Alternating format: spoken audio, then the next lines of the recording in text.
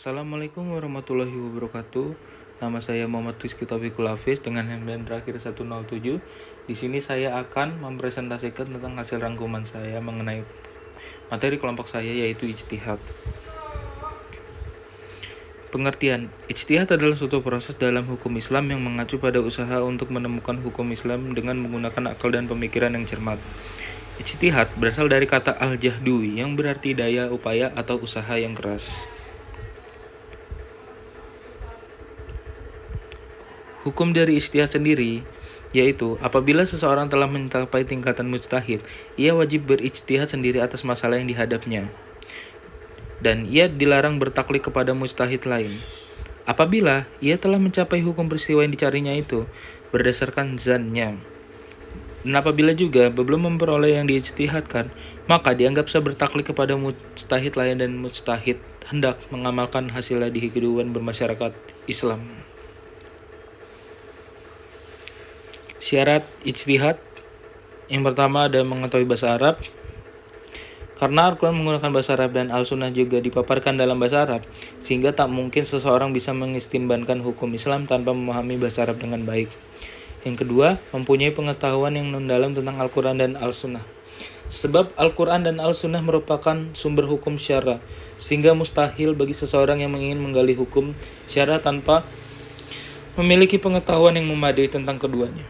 Dan yang ketiga, yaitu mengetahui letak jama dan hilaf, ijma dan hilaf. Ijma yang berarti hal yang telah disepakati dan hilaf hal yang masih diperselisihkan.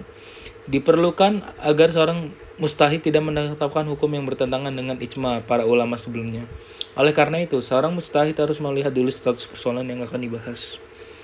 Dan yang keempat, mengetahui al-maqasid al-syariah. Sebab semua keputusan hukum harus selaras dengan tujuan syariat Islam yang diminta untuk memberi rahmat pada alam semesta. Yang kelima, memiliki pemahaman penalaran yang benar. Sebab agar produk ijtihad dimiliki seorang mustahid bisa dipertanggungjawabkan secara ilmiah.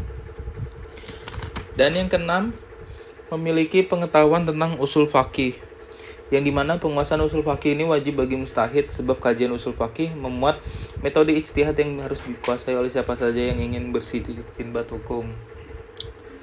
Yang tujuh, niat dan itikat yang benar, sebab jika mustahid tidak memiliki niat yang ikhlas, maka peluang untuk tersesat akan sangat besar sehingga berakibat fatal pada produk ijtihadnya.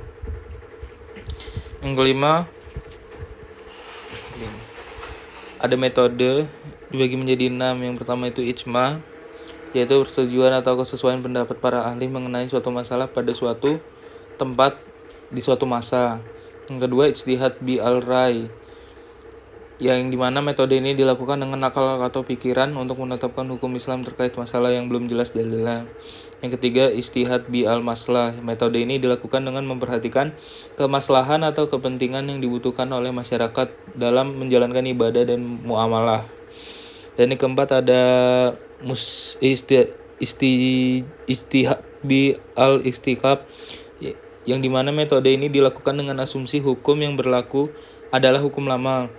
Nah, yang kelima itu ada ijtihad bi al-istisan, yang dimana metode ini dilakukan dengan memperhatikan kepentingan yang dibutuhkan atau kebutuhan yang mendesak dalam menjalankan ibadah dan muamalah. Dan yang keenam atau yang terakhir yaitu ijtihad bi al-qiyas, di mana metode ini dilakukan dengan menggunakan perbandingan antara masalah baru dengan masalah yang telah ada hukumnya dalam Islam. Lalu ada faktor keujahan. Yang pertama itu konsisten dengan sumber-sumber hukum Islam. Yang kedua, kepastian dalil atau berdasarkan dalil sahih. Terus itu yang ketiga, kemampuan berijtihad. Yang keempat, kemaslahan atau berdasarkan kepentingan masyarakat. Dan yang kelima, perbandingan dengan produk ijtihad lainnya. Lalu ada hikmah dari ijtihad sendiri. Yang pertama itu dapat mengembangkan hukum Islam, mempertahankan kebenaran hukum, mendorong kreativitas dan inovasi, meningkatkan kualitas hidup manusia, dan yang terakhir meningkatkan penghargaan akan perbedaan. Sekian dari saya. Wassalamualaikum warahmatullahi wabarakatuh.